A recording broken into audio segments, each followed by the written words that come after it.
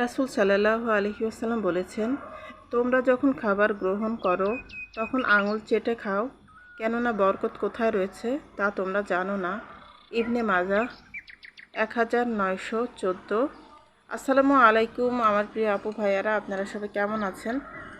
আশা করছি মাহে রমজানের এই পবিত্র দিনে আপনারা সবাই যে যেখানে যে অবস্থায় আছেন, যেভাবেই রোজা পালন করছেন, সবাই ভালো আছেন আল্লাহ তাআলার অশেষ রহমতে। আর আপনাদের রোজাও অনেক ভালো যাচ্ছে আলহামদুলিল্লাহ। আমাদেরও রোজা অনেক ভালো কাটছে এবং আমরাও আল্লাহ তাআলার অশেষ রহমতে অনেক ভালো আছি। আর আজকের ভিডিওটা আমি রাতের সাহারি রান্না করা থেকে শুরু করেছি। তো গত ভিডিওতে দেখিয়েছিলাম ইফতার পর্যন্ত, তো আজকের ভিডিওতে রাতের রান্না থেকে শুরু করলাম। তো এখানে যে আজকে রাতের সাহারির জন্য আমি রান্না করছি মাছ দিয়ে আর জলপাই দিয়ে রান্না করছি। তো আসলে আমার খেতে ইচ্ছা করছিল, তো আমার পছন্দের রান্নাটা আর কি করছি। তো আমার পছন্দের রান্না আমার হাজব্যান্ড খান, কিন্তু আমার বাচ্চারা খায় না। আর এখানে এই যে পাশের চুলে আমি ডাল বসিয়ে দিয়েছি, তো ডালটাও আমার হয়ে গিয়েছে। আর এখানে এই যে মাছটাও প্রায় হয়ে এসেছে। তো এখানে যে আমি তেলাপিয়া মাছ দিয়ে আর টমেটো দিয়ে জলপাই দিয়ে আর কি ঝোল করতেছি। তো একটু ঝোল ঝোল আর কি রাখবো। তো এই তরকারিটা আসলে খেতে এতটা মজা হয়েছিল, মানে অনেক বেশি মজা হয়েছিল। তো আমি আর আমার হাজব্যান্ড খুবই মজা করে খেয়েছি। আর আসলে সাহারিতে আমাদের একটু ঝোল ঝোল জাতীয় খাবারই মানে পছন্দ। তো অনেকে বলে থাকেন যে সাহারিতে নাকি ভুনা ভুনা জাতীয় বা শুকনো জাতীয় জিনিস খেতে ভালো লাগে, কিন্তু আমাদের কাছে আবার একটু ঝোল ঝোল জিনিস, যেমন মাছের ঝোল, তারপরে মানে বিভিন্ন ধরনের মাছের ঝোল, শিং মাছের ঝোল, তো এই ধরনের ঝোল জাতীয় খাবার আর কি ভালো লাগে। তো যাই হোক, এই তো আমার রান্না হয়ে গিয়েছে। তো এখানে যে আজকে সাহারিতে আমাদের যেটা আর কি আয়োজন, তো সেটাই দেখাচ্ছি। তো এখানে যে মাছের ঝোল যেটা করেছি সেটা, আর এখানে যে গরুর মাংস আছে, আর এই যে দুধ জাল করে নিয়েছি সাহারিতে খাওয়ার জন্য, আর সেই সাথে ডাল রান্না করলাম। তো এই তো এইগুলোই আর কি আমাদের সাহারির খাবার। আর গতকালকের তরকারি আরও আছে ফ্রিজে, তো ওইগুলো সাহারির সময় আর কি বের করে গরম করে নিব। আর এটা হচ্ছে পরদিন ইফতারের আয়োজনে চলে এসেছি। আর এখানে এই যে আমি চিকেনগুলোকে ম্যারিনেট করে তারপরে ঢাকনা দিয়ে ঢেকে রেখে দিলাম। আর আজকে চিকেন ফ্রাই করব, তো বাচ্চাদের আবদারে আর কি চিকেন ফ্রাইটা করব। তো এখানে যে এখন এই যে আলু চপগুলো ভেজে নিচ্ছি। তো আলু চপগুলো তো যেভাবে তৈরি করি ওইভাবে আজকেও তৈরি করেছে। তো আমার ছেলে আর কি বাকি কাজগুলো করে দিয়েছে। তো এখন এই যে আমি আলু চপগুলো ভেজে নিচ্ছি। আর আজকের ইফতারের আয়োজনে আমাদের আজকে থাকছে হচ্ছে আলুর চপ, পেঁয়াজু, তারপরে চিকেন ফ্রাই আর ফ্রুটস থাকবে। আর সেই সাথে গত কালকে যে আমি নান রুটি বানিয়েছিলাম, তো সেখান থেকে 2টা নান রুটি আছে আর মাংসও আছে। তো এই তো আসলে এগুলোই আমাদের ইফতারের আয়োজন। আর আমার হাজব্যান্ড বলছিলেন যে উনি দই চিড়া খাবেন। তো দই চিড়া খাওয়ার জন্য যা যা লাগে সব কিছুই রেডি করে রাখবো। তো আমার হাজব্যান্ড খাবেন, আর সে সাথে আর যে যে খেতে চায় বাচ্চারা তারাও খেতে পারবে। আর এমনিতে বাচ্চারা দই চিড়াটা খায়নি আর আমিও খাইনি, আসলে এই খাবারগুলো খেয়েই হয়ে গিয়েছিল। আর দই চিড়া খাওয়ার মতো কোনো মানে ইচ্ছা আর তখন ছিল না। তো এই কারণে আর খাওয়া হয়নি, আমার হাজব্যান্ড শুধু একাই খেয়েছিলেন দই চিড়াটা। তো যাই হোক, এখন এই যে আমি পেঁয়াজও ভাজার জন্য সব কিছু রেডি করে রেখে দিয়েছি। তো আমি আলুর চপগুলো ভেজে তুলে রেখে তারপরে পেঁয়াজটাও আর কি ভেজে নিব। তো আসলে আমি যে আলুর চপটা তৈরি করি, এই আলুর চপটা কিন্তু খেতে মাশাআল্লাহ অনেক বেশি মজা হয়। আর আমার হাজব্যান্ড, আমার বাচ্চারা অনেক পছন্দ করে আমার এই আলুর চপটা। তো আসলে আমি আলুর চপের রেসিপিটা একসময় শেয়ার করব, তো আসলে কিভাবে আলুর চপটা আমি তৈরি করি। তো যাই হোক, এখন এই যে আমি পেঁয়াজগুলো ভেজে নিচ্ছি। তো পেঁয়াজগুলোকে মানে ডালগুলোকে খুব ভালোভাবে মেখে তারপরে এখন এই যে আমি পেঁয়াজগুলো মিডিয়াম শেপে আমি তৈরি করে নিব। আর ইফতারের আগ দিয়ে তো আসলে অনেক বেশি তাড়াহুড়ো লেগে যায়, তো তখন দেখা যায় যে অত বেশি আর কি রেকর্ড করা ওইভাবে হয় না। তো যখন যতটুকু আর কি যখন পারা যায় ততটুকুই একটু রেকর্ড করে রাখি। তো এভাবে আসলে চলতেছে। তো আলহামদুলিল্লাহ যেভাবে যাচ্ছে অনেক ভালো যাচ্ছে। তো আসলে পরিবারের সবার সাথে রমজানের রোজা পালন করা এটা আসলে অনেক বড় একটা ভাগ্যের ব্যাপার। তো অনেক পরিবারে দেখা যায় যে সব সদস্যরা একসাথে থাকেন না, হয়তো বা বাচ্চারা অন্য জায়গায় থাকেন বা বাচ্চারা বিদেশে থাকে পড়াশোনা করে। তো তখন দেখা যায় যে আসলে এই ধরনের উৎসবের সময় অনেক খারাপ লাগে। তো আলহামদুলিল্লাহ আমার সন্তানরা, আমার বাচ্চারা এখনও আমার কাছে আছে। তো পরিবারের সবাই মিলে বাচ্চাদেরকে, হাজব্যান্ড, তো সবাই সাথে একসাথে ইফতার করার আসলে আনন্দটাই অন্যরকম। তো সব কিছুর জন্য আল্লাহ তাআলার দরবারে শুকরিয়া আদায় করি, আলহামদুলিল্লাহ। আর এখন এই যে আমি চিকেনগুলোকে আমি ময়দার মধ্যে কোট করে নিচ্ছি, নিয়ে তারপরে মানে খুব চেপে চেপে আমি ময়দাটাকে আর কি চিকেনের মধ্যে লাগিয়ে নিচ্ছি, নিয়ে তারপরে ঝেড়ে আলগা ময়দাটা ফেলে দিলাম, দিয়ে তারপরে এখন এই যে আমি ফ্রাই করে নিব। তো চিকেন ফ্রাইটা আসলে বাচ্চারা খুবই পছন্দ করেছিল।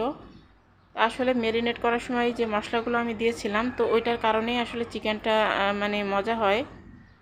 আর মশলাটা চিকেনের মধ্যে যেহেতু ঢুকে গিয়েছে, মানে ফ্লেভারটা খুবই সুন্দর ছিল।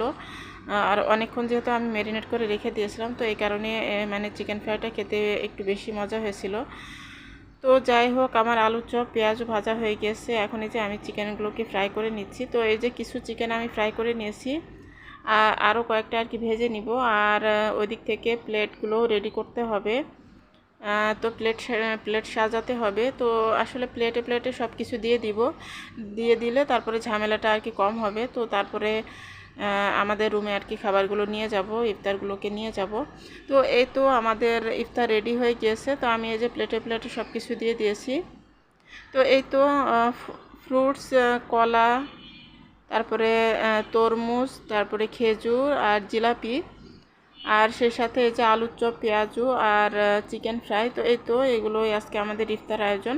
আর সেই সাথে লাচ্ছি আছে, আর আমার হাজব্যান্ড মাঠা এনেছেন। আর বাচ্চারা যে যার মতো শরবত আর কি তৈরি করে নিয়েছে। এই যে আমার ছেলে তৈরি করেছে, তারপরে আমার ছোট মেয়ে আবার এই যে এখানে ট্যাং দিয়ে শরবত তৈরি করেছে। তো যে যার যেরকম ইচ্ছা সে সেভাবে তৈরি করে নিচ্ছে। তো এই ছিল আজকে আমাদের ইফতার আয়োজন। আলহামদুলিল্লাহ অনেক ভালো ইফতার ছিল। তো আসলে এগুলো খাওয়ার পরে আর মানে ক্ষুধা থাকে না। তো আমার হাজব্যান্ড আর কি দই চিড়াটা খেয়েছিলেন, আর আমি খেতে চেয়েছিলাম, কিন্তু পরে আর খাওয়া হয়নি, এই কারণে রেকর্ড করিনি। তো যাই হোক, এই ছিল আজকে আমাদের ইফতার আয়োজন। আর তো আসলে ইফতারগুলো রেডি করার পরেও অনেকটাই সময় ছিল। তো তখন আমি চিন্তা করলাম যে আমি আর একটু আর কি শরবত করি। তা আসলে সারাদিন রোজা রাখার পরে শরবত জাতীয় জিনিসটা আসলে খেতে বেশি ইচ্ছা করে। তো আমি রোয়াব জাতীয় শরবত তৈরি করে নিচ্ছি, আর আমি যেভাবে শরবত তৈরি করি সেটা আপনাদের সাথে শেয়ার করতেছি। তো এখানে যে আমি গ্লাসের মধ্যে রোয়াবজা দিয়ে দিয়েছি পরিমাণ মতো, তারপরে আমি চিনি দিয়ে দিলাম, মানে হাফ চা চামচ মতো আর কি চিনি দিয়ে দিয়েছি। চা চামচ ঠিক না, একটু বড় ধরনেরই চামচ ছিল। তো সেই চামচের আধা চামচ করে চিনি দিয়ে দিয়েছি। তারপরে এখানে যে আমি তোকমা দিয়ে দিয়েছি। তো তোকমা দানাগুলো আর কি উপর থেকে দিয়ে দিলাম। আর এখন আমি ইসবগুলের ভুসি দিয়ে দিলাম। আর এর মধ্যে আমি লেবুটাও দিয়েছিলাম। তো লেবুটা আসলে পরে দিয়েছি, তো সেটা রেকর্ড করা হয়নি। তো এইগুলো দিয়ে এখন আমি গুলিয়ে নিব। তো এই তো হয়ে গেল মজাদার আমাদের রুয়াবজার শরবত। তো আমি ঠান্ডা পানি দিয়ে শরবতটা তৈরি করেছিলাম। তো যাই হোক, অনেক মজা আর কি লেগেছিল শরবতটা। আসলে ইফতারের সময় আমাদের বেশি বেশি করে আর কি পানি জাতীয় এই ধরনের তরল জাতীয় খাবার খাওয়া দরকার। কারণ যেহেতু সারাদিন আমাদের শরীরে কোনো পানি ঢুকে না, তো আসলে আমাদের পানির শূন্যতা তৈরি হতে পারে। পানির প্রচুর পরিমাণে ঘাটতি আমাদের শরীরে সৃষ্টি হয়। তো এই কারণে কিন্তু আমাদের প্রচুর পরিমাণে পানি জাতীয় খাবার খাওয়া দরকার ইফতারে। তো ইফতার করার পরে বেশ কিছুক্ষণ রেস্ট করেছিলাম, রেস্ট করে তারপর নামাজ আদায় করে তারপরে এখন এই যে রান্না করতে চলে এসেছি, সাহারি রান্না। তো আজকে সাহারিতে যা যা রান্না করব সেগুলো আপনাদের সাথে শেয়ার করব। তো এখানে যে আমি আমার পছন্দের খাবার রান্না করতেছি। তো আজকেও আমার পছন্দের তরকারি রান্না করব একটা। তো এখানে যে উস্তা, আলু আর মাছ দিয়ে আর কি ঝোল করব। তো এই তরকারিটা আমার আবার অনেক পছন্দ। উস্তা ভাজির থেকে আমার উস্তা তরকারিটা অনেক ভালো লাগে। তো এটা আমি আমার নিজের জন্য আর কি রান্না করতেছি। তো আমার হাজব্যান্ডও খাবে। আর এই তো সেই সাথে মাছ ভুনা করব, সিমের বিচি দিয়ে মাছ ভুনা করব, আর সেই সাথে ছোটো মাছের চচ্চড়ি করব। তো এগুলোই করব।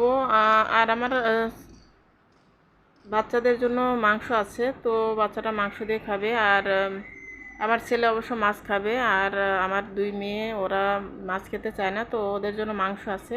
তো ওরা মাংস দিয়ে খেয়ে নিবে। আর এই তো আমি উস্তা আলু দিয়ে মাছের তরকারিটা কিভাবে রান্না করি সেটা একটু শেয়ার করতেছি। তো এখানে এই যে আমি এখন এই যে আদা বাটা, রসুন বাটা আর লবণ হলুদ তো একসাথে মিক্স করে আর কি দিয়ে দিলাম। তো দিয়ে এখন এই যে আমি তরকারিটার সাথে খুব ভালোভাবে নাড়াচাড়া করে কষিয়ে নিব। কষিয়ে নিয়ে তারপরে এই পানিতেই আর কি কষানোটা হয়ে যাবে, তারপরে আমি ঝোলের পানি দিয়ে দিব। তো আসলে খুব সিম্পলভাবে আমি তরকারিটা রান্না করতেছি, তো মাশাআল্লাহ খেতে অনেক মজা হয়েছিল। আর আমি আসলে অনেক তৃপ্তি করে এই তরকারিটা দিয়ে ভাত খেয়েছিলাম সাহারিতে। তো আসলে সাহারিতে আমি আমার পছন্দের খাবারটাই আর কি, আমার কাছে যেটা যেদিন যে তরকারিটা আর কি খেতে ইচ্ছা করে তো সেভাবে সেদিন আর কি রান্না করে নিয়ে। আর আসলে সাহারিতে ইদানিংকালে তরকারি খেতেও ইচ্ছা করে না, আর আমাদের তো কোনো কিছু কেনাই হয় না, কোনো সবজি কোনো কিছু আসলে কেনা হচ্ছে না। তো আর আমাদের সবজি বাগান থেকেও ইদানিংকালে আর সবজি আনেনি। তো যেগুলো এনেছিল সেগুলো ফ্রোজেন করে রেখেছি। আর বাঁধাকপি দিয়ে তো কোনো তরকারি সেরকম একটা হয়ও না, তো ফ্রোজেন করে রেখেছি পরবর্তীতে কাজে লাগানোর জন্য। তো এখন আমাদের আর কোনো তরি তরকারি কিছুই কেনা হচ্ছে না, আসলে তরি তরকারি কেউ খেতেই চায় না, তো এই কারণে। তো যাই হোক, এখন এই যে আমি আমার তরকারিটা রান্না হয়ে গেছে, তো আমি এখন এই যে জিরার গুঁড়া দিয়ে দিচ্ছি। তো জিরার গুঁড়াটা দিয়ে তারপরে আমি নাড়াচাড়া দিয়ে এরপরে নামিয়ে নিব। তো আলুগুলো সিদ্ধ হয়ে গেছে, আর আমি আলুগুলো একটু লম্বা লম্বা করে একটু বড় বড় করে আর কি কেটেছিলাম। তো এভাবে করে আর কি আমি রান্না করলাম তরকারিটা। তো মাশাআল্লাহ তরকারিটা খেতে অনেক মজা হয়েছিল। আর সেই সাথে আমি মাছ ভুনাটাও করে নিয়েছি সিমের বিচি দিয়ে। আর ছোটো মাছের চচ্চড়িটা করব এখন। তো এই যে আমি হাতে মেখে আর কি একবারে পানি দিয়ে বসিয়ে দিয়েছি জলপাই দিয়ে। তো যেভাবে আর কি সবসময় আমি ছোটো মাছের তরকারি চচ্চড়িটা করি সেভাবেই করতেছি। আর এই তো এখানে যে আমি 3 টুকরা মাছ আর কি আমি এখন ভুনা করে নিব। তো আমার 2 মেয়ে যেহেতু মাছ খাবে না, তো আমার ছেলে, আমি আর আমার হাজব্যান্ড আমাদের 3 জনের জন্য আর কি মাছ ভুনা করে নিচ্ছি। তো আসলে অল্প অল্প করেই করি, কারণ দেখা যায় যে শুধু শুধু বেশি বেশি করে করলে দেখা যায় যে থেকে যাবে, আর পরবর্তীতে সে তরকারি গরম করে খেতেও খুব একটা বেশি ভালো লাগে না। তো এই কারণে আসলে আমি মানে প্রয়োজন মতো যে কয়জন মানুষ মানে হিসাব করে তারপর সেভাবে রান্না করি। তো এই তো যাই হোক, আমার রান্না হয়ে গিয়েছে সাহারির রান্না। তো আমি এখন এই যে টেবিলে খাবারগুলো সব আমি রেডি করে রেখে দিব এভাবে। আর সাহারির সময় আর এই খাবারগুলো গরম করার লাগবে না, যেহেতু ভাতটা মোটামুটি গরম থাকে। আর আমি ভাতটা রান্না করে হটপটে রেখে দিই, তো এই কারণে ভাতটা গরম থাকে। তো এই কারণে আসলে এই তরকারিগুলো এভাবেই থাকবে। তো সাহারির সময় আর গরম করার ঝামেলা হবে না। তো আর এই যে ডাল ছিল গতকালকের। আর এই তো এই হচ্ছে আজকে আমাদের সাহারির খাবার। আর মাংস আছে বাচ্চাদের জন্য, তো সেটা আমি এখন আর বের করিনি, পরে পরে বের করে নিব। তো আজকের মতো এখান থেকে বিদায় নিচ্ছি, সবাই সুস্থতা কামনা করে। আল্লাহ হাফেজ, আসসালামু আলাইকুম।